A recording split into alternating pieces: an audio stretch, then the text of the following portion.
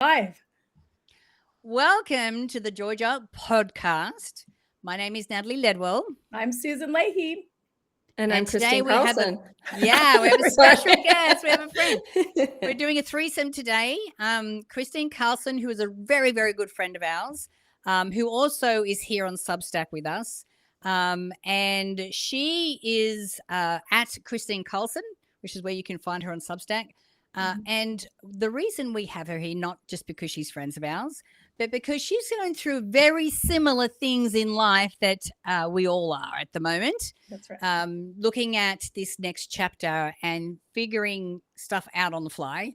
Mm-hmm. You know, look, it is a new chapter, and who am I becoming at this time of my life?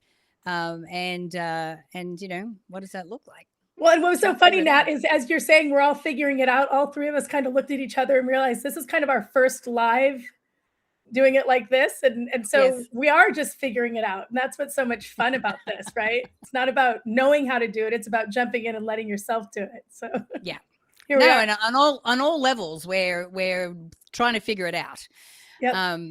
So Kristine, I start by asking you, you know, like I said, we're in this new chapter. What is this new chapter for you?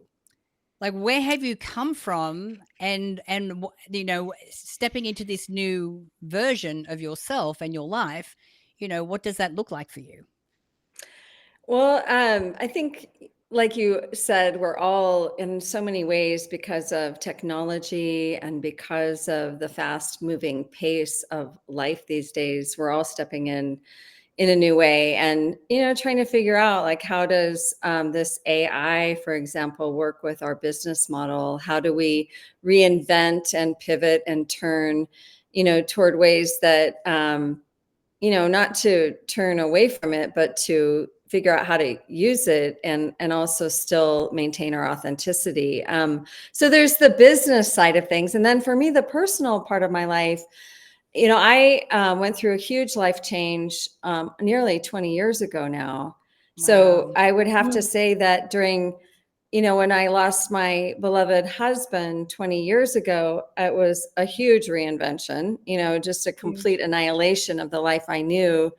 And then stepping onto a very new path for myself as, you know, a single mother, as the person that was taking over our brand, the Don't Sweat the Small Stuff book series. Mm-hmm. And really stepping into this whole new, you know, at that time, it was the whole new social media stuff that we all had to grow and learn and do all that. So, but, you know, 20 years later, I mean, now I would have to say I'm very settled in who I am today.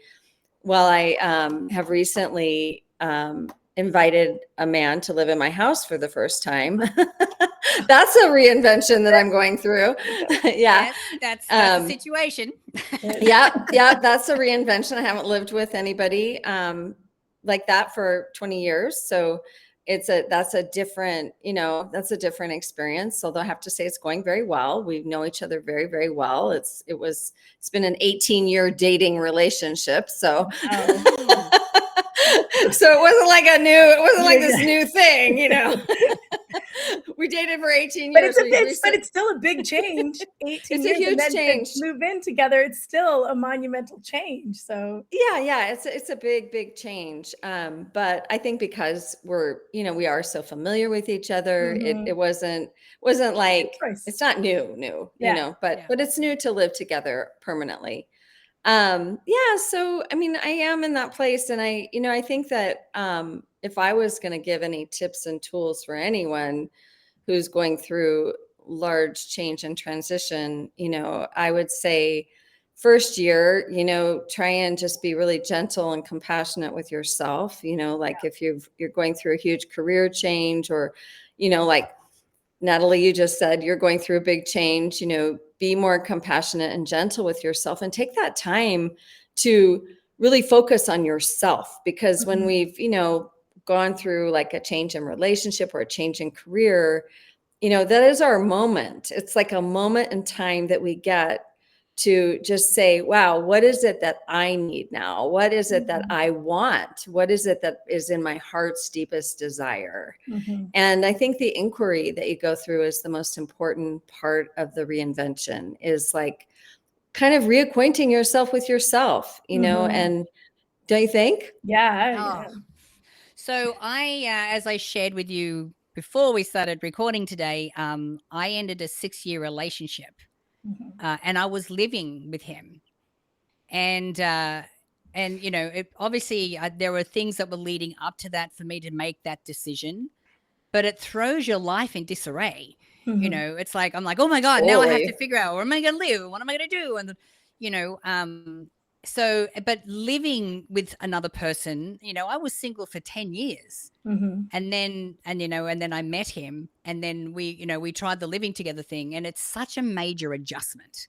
Like, you know, there's so many things that you need to compromise on, the way that you do things, the way that you communicate with each other, the time that you give to each other. Like, what are some of the adjustments that you felt like you've gone through to be able to, well, create space to be able to live with someone?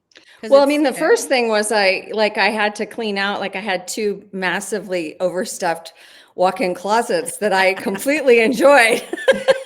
Now they're not one of them had all my beautiful purses and my hoochie mama boots and shoes and all my really stuff I never wear anymore. I mean, I'm like in a flannel shirt. This is my uniform now. So it's like, and so making space in my home for him was the first step. And that, you know, that was a lot. It was cleaning out a whole side of bathroom. I mean, I still found Richard's nose tweezers in there, you know. Wow. It's like I hadn't even cleaned out that side of the bathroom. So I had to clean out all of that. I had to clean out that space in the closet. I had to make room. You know, he's a cook, and so I had to make room for his kitchen stuff. And so that was the first level. And then the next thing I realized is, wow, I can't just be like this kind of closet slob anymore. Like, I need to, like, I'm living with somebody. I can't, it's not just my space to throw my stuff around anymore. Like, I couldn't do that when I was married to Richard. And I'm more like, clean up my closet one time a week, or clean up my chair. Like, I have always had a chair, even when I was a teenager. It was a chair that just piled up until the end of the week, and then it all got put away. And that's kind of how I live. You know, typically I'll throw my stuff on the floor in the bathroom, and then I dress out of the bathroom floor. You know? It's on the chair. It's not dirty. The underwear. It's not dirty. The underwear go in the dirty clothes. But if it's on the chair, it's still there.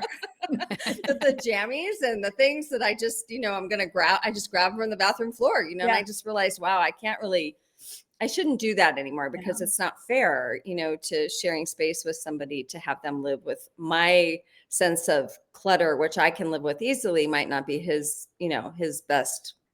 It wasn't.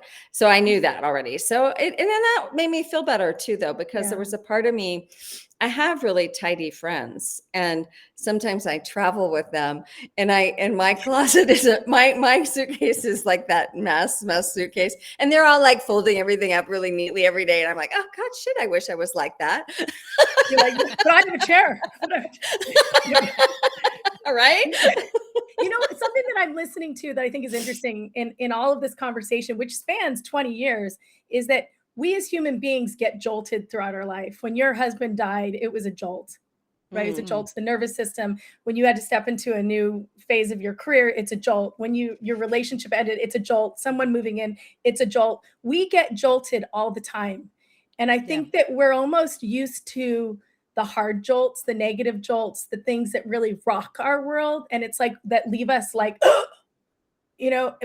but I think what we're really advocating with what we're talking about, and I love what you started to talk about, was you said, I have to go back into myself, and I have to ask myself some questions. And it's that sense of like, how do I have to give myself those almost self-induced joy jolts in all of the other types of jolts that our poor little bodies, minds, and spirits endure through this wonderful, wacky experience of being a human being. So I'd love to go back to what you were talking about with respects to going into yourself. How do you do that? What are some of the things that you do to remove yourself from the noise and really kind of give yourself kind of your own personal joy jolts so that you can get yourself back on track. Yeah.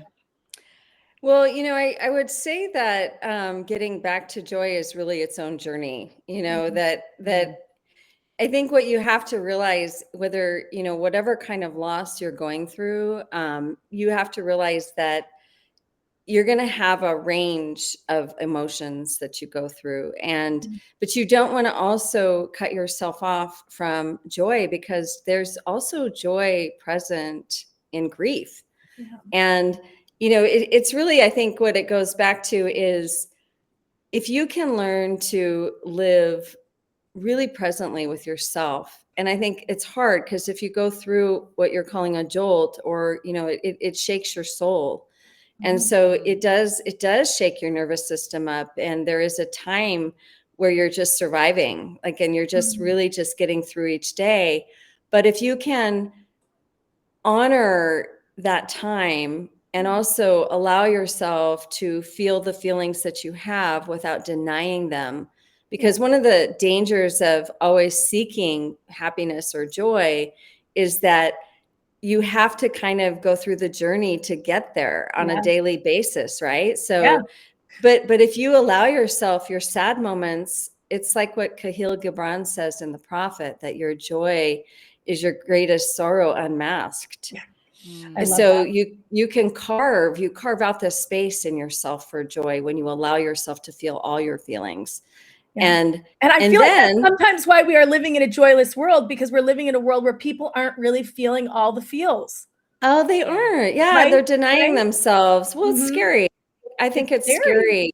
Yeah, it's scary. It's scary to really embrace your anger. Sometimes it can be scary because you feel out of control, or it feels very, very scary to acknowledge depression, because people think that they're going to sink in it. They're in the swamp versus in the light. And so I think that you have to honor that there's this, journey, and the best way back to the journey of joy is to ask yourself every day, what excites me? Like, what can I find today that makes me excited? Because excitement is kind of that edge, right, to finding a little bit of happiness. I think it's like there's that piece of you that gathers up enthusiasm, and enthusiasm to me feels very much like joy. And then, it doesn't really, then you kind of are in this place where, after you allow yourself that time to heal on your journey back to joy, it's not like you're happy every day, but I don't know about you, but I'm pretty joyful when I'm drinking my coffee in the morning. That's a big joy for me.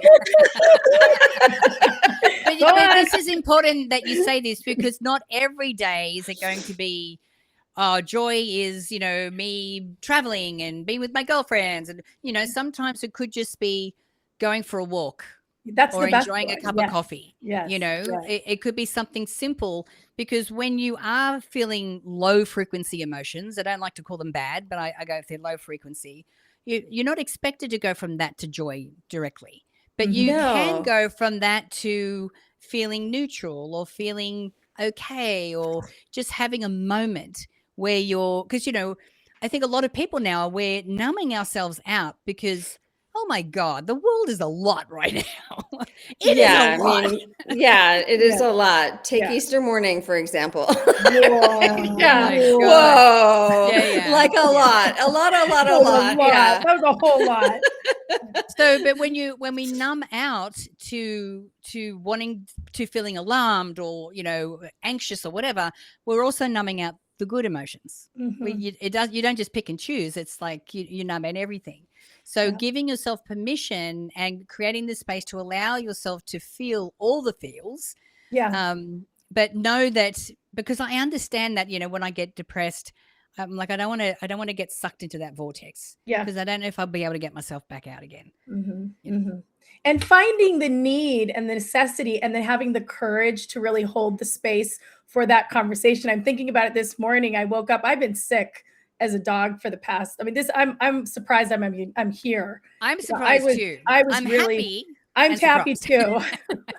I'm happy too. But I was really sick, and this morning, it takes you to the dark night of the soul when you're really laying in that bed with a fever, and your head is gripped with a headache, and you are just with yourself in a really uncomfortable way. And when you start getting better, that process is, you start, I think, processing. And we have a palapa in my backyard that my husband and I usually have our really joyful cup of coffee in every morning. But boy, oh boy, this morning wasn't as joyful as it. But I'll tell you, that conversation that we were having, which felt uncomfortable, was me struggling to be more committed to having more joy.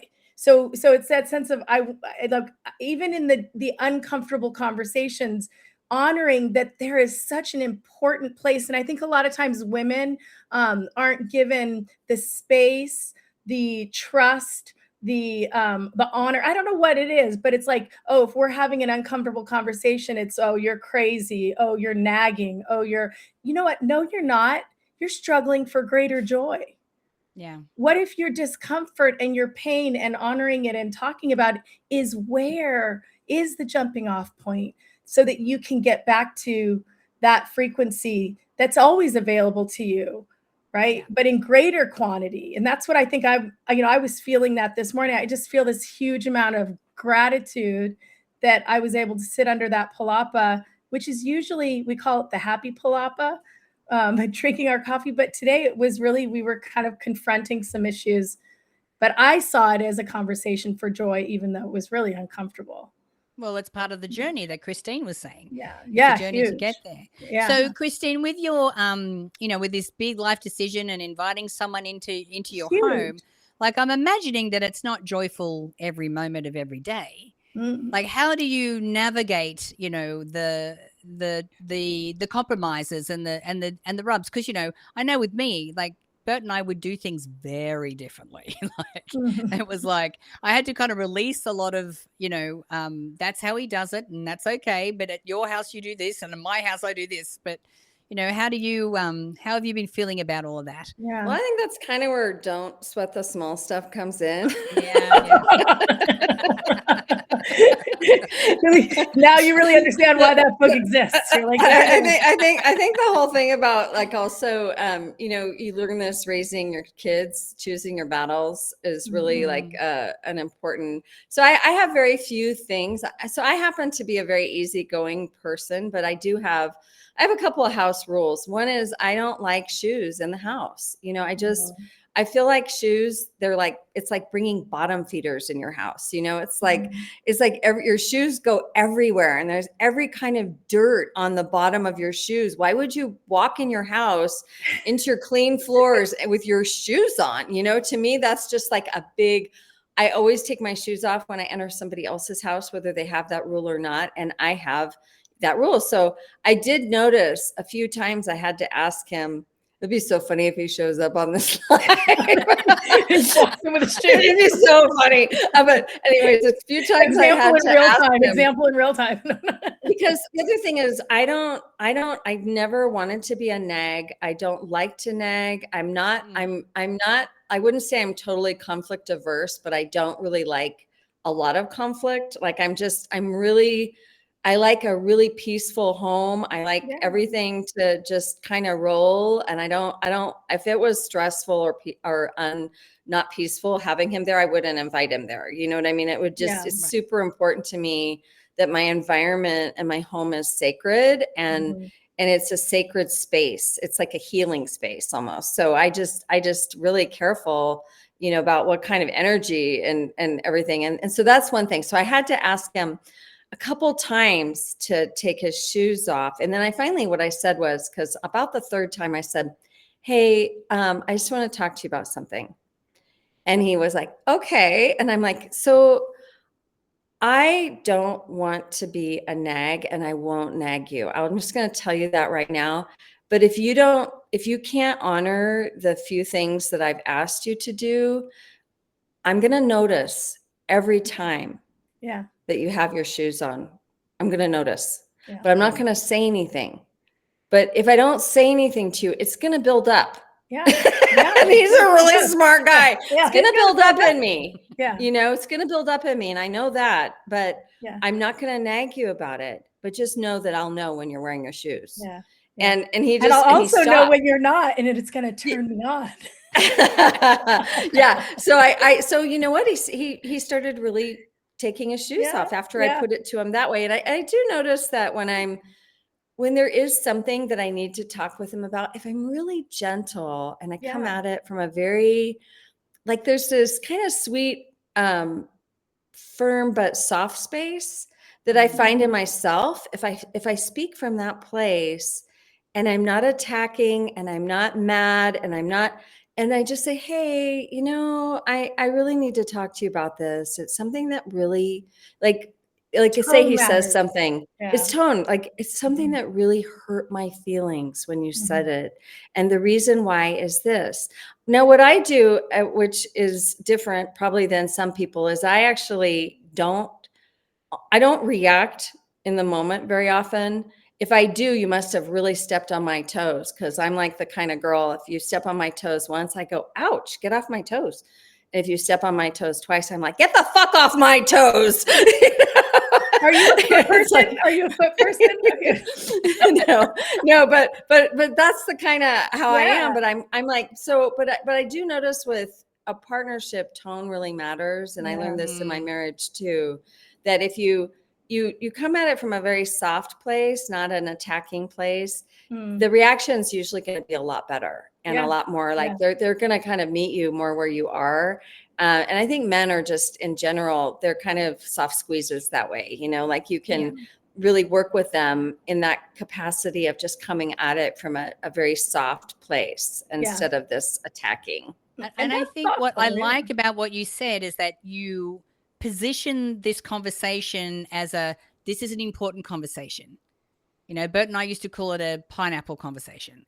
Like, it's, we had to do something that, like, this is important and I really need you to hear me on this. Yeah. I need you to listen to me with 1,000% attention, because this is an important thing. So when you pre-frame it like that, I think that really helps. And you're right, you got to stay regulated, and you're talking about the behavior. You're not attacking the person. Yeah. Well, because I think about that shoe thing, and he probably has 50 years of conditioning of walking into houses with shoes, and the loving act of kindness to be like, I love you so much that I'm working to rewrite that pattern is really a beautiful expression of every time he walks in his house and takes off those shoes, I'd hear, I love you. I love you. Yeah, it's so true. And I did tell him he could put his slippers there and wear his house slippers, because they go outside. So a lot of times, you just keep your house slippers by the front door and you can just slip those on, and it's just like wearing shoes in the house. So And then I going back to don't sweat the small stuff. What then happens is then the small stuff can become playful. And then the small stuff that could have been the tripwires in your relationship can be what really turns on the joy. My husband and I, we had a thing about the dishwasher. That'll be for another podcast, because my God, the dishwasher in relationships sucks the joy. But I'll tell you, I love that we had a similar conversation, and I had the wherewithal to employ what you're talking about with the tone.